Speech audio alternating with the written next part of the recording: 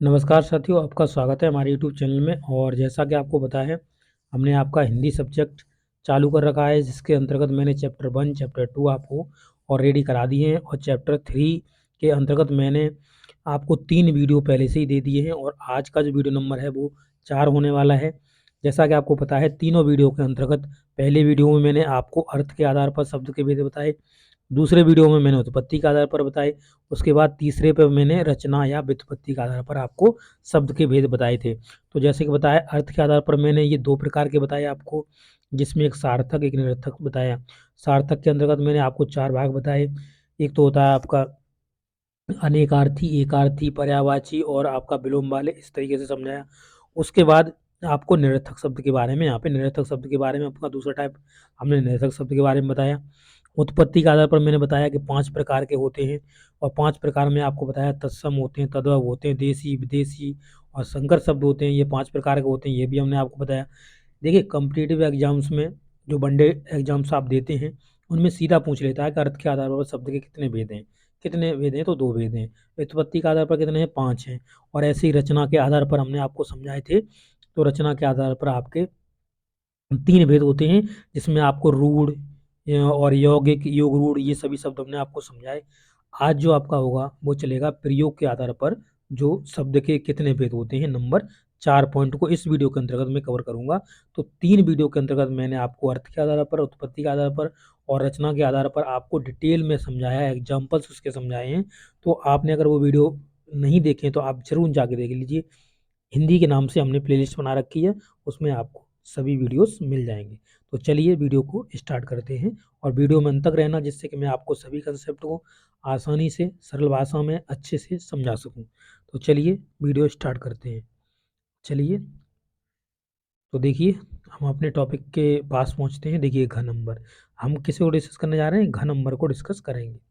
तो यहाँ पे देखिए, प्रयोग के आधार पर शब्द के भेद। तो प्रयोग के आधार पर शब्द के कितने भेद होते हैं, ये हम जानेंगे। तो देखो, वाक्यों में प्रयोग करने पर कुछ शब्दों के रूप में परिवर्तन हो जाता है।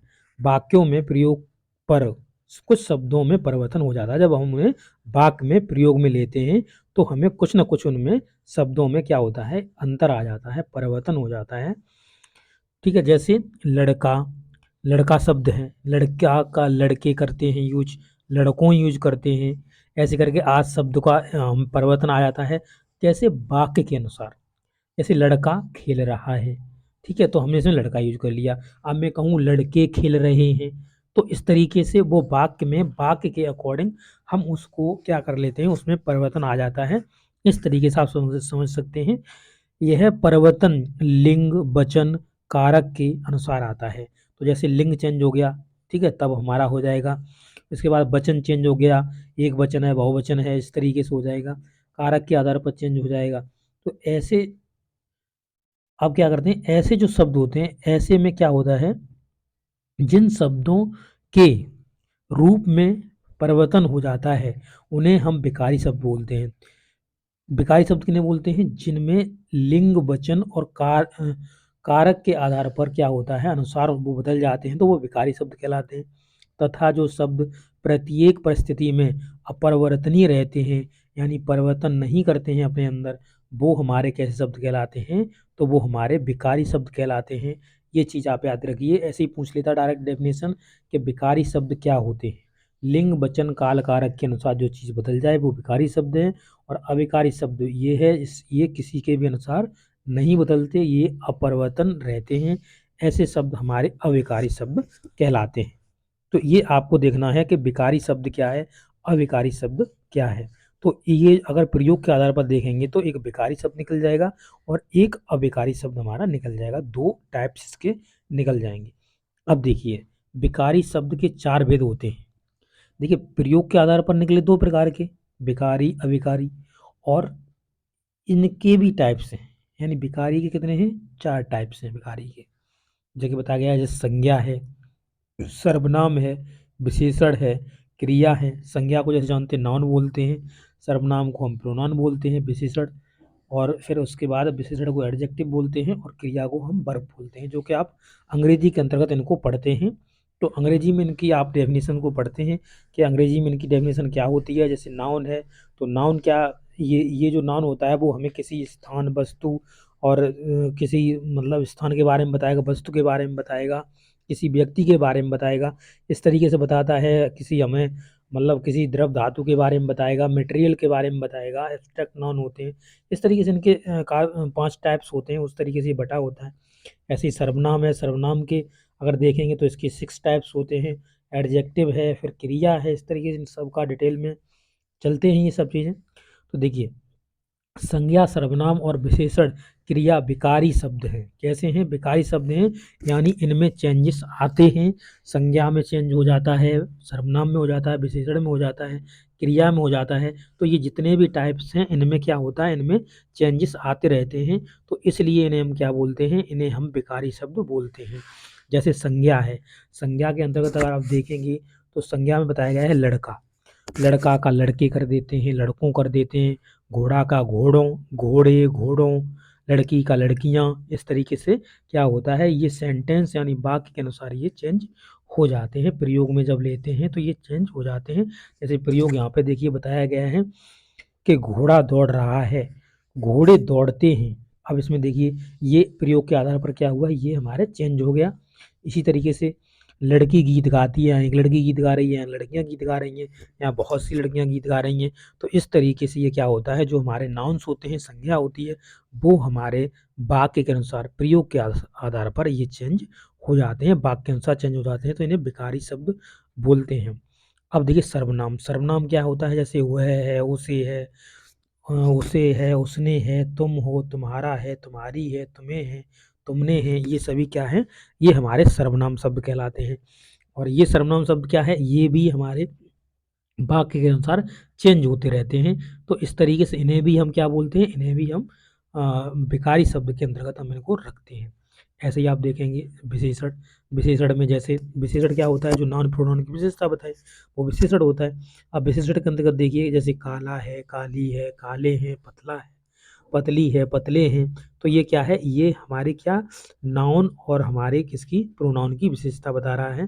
तो ये क्या है, ये हमारे सभी विशेषण हैं। क्रिया क्या है, जैसे खाना पीना, नाचना कूदना, इस तरीके से क्रियाएं होती हैं। ऐसे ही गया, गए, जाएंगे, ठीक है ना, गया, गए, जाएंगे, पढ़ा, पढ़े, पढ़े, इस तरीके से जो होती हैं वो हमारी सभी क्रियाएं होती हैं। किसी काम को करने को जो दर्शाती हैं वो हमारी सभी क्या होती हैं, क्रियाएं होती हैं। तो इस तरीके से जो विकारी शब्द होते हैं वो हमारे किसके अनुसार, लिंग वचन काल कारक के अनुसार वो हमारे चेंज हो जाते हैं, जबकि अविकारी शब्द हमारे चेंज नहीं होते हैं। ये आप समझ सकते हैं, जान सकते हैं।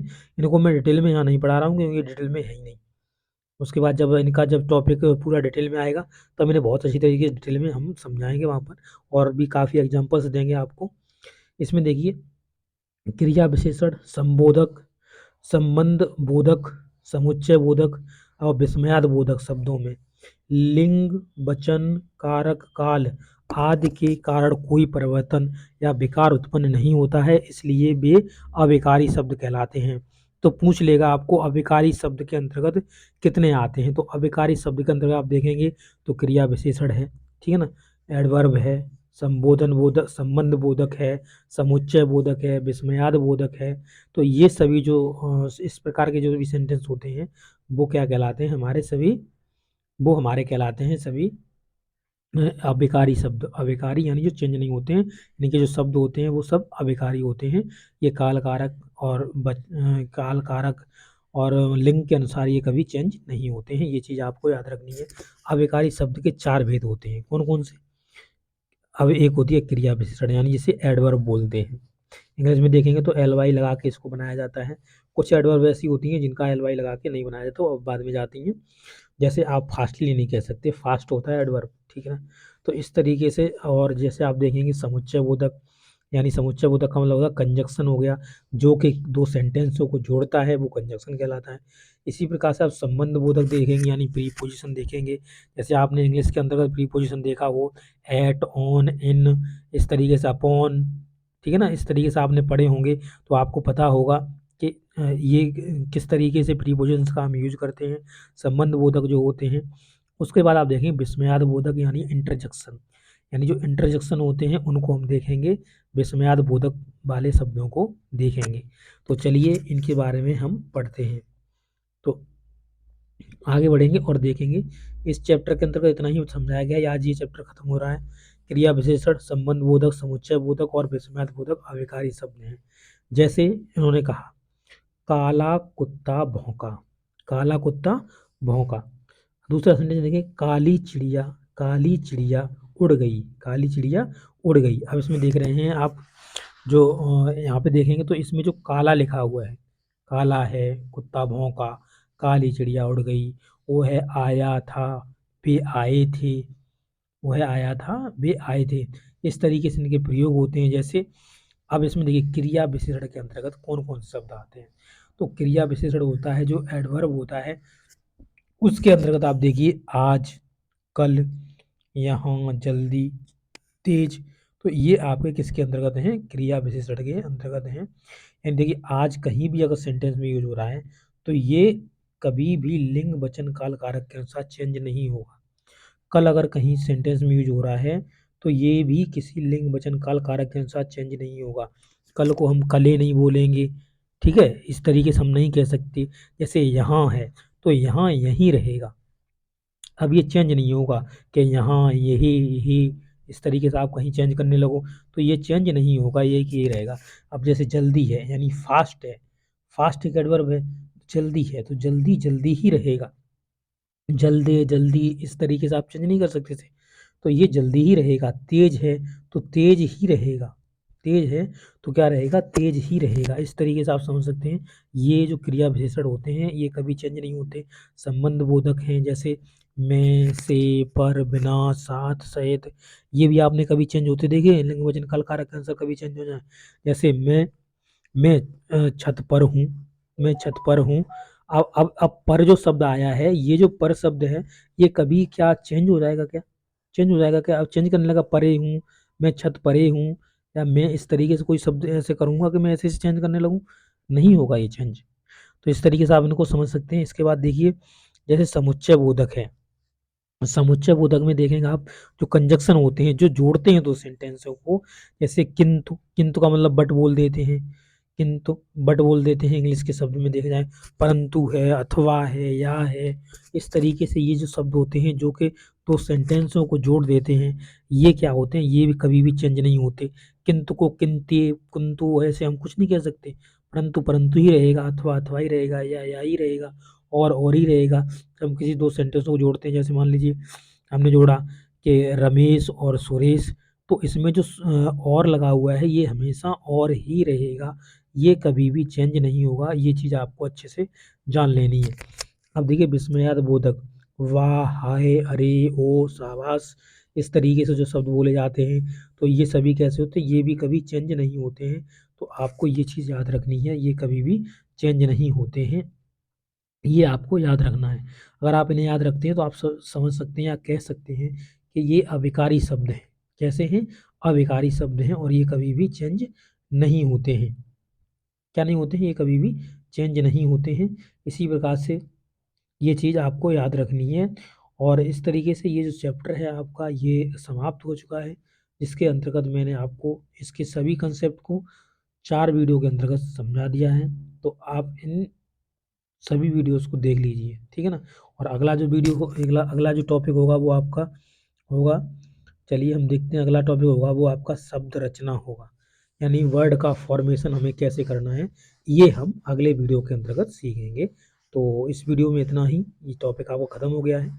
कैसा लगा है, आपको समझ में आया है कि कोई जो पॉइंट हो आपको जो समझ में नहीं आया हो तो वो आप हमें बता दें कमेंट बॉक्स के अंतर्गत, मैं आपको उसका आंसर दे दूँगा। वीडियो को लाइक कर देना और चैनल को सब्सक्राइब कर देना। Thank you.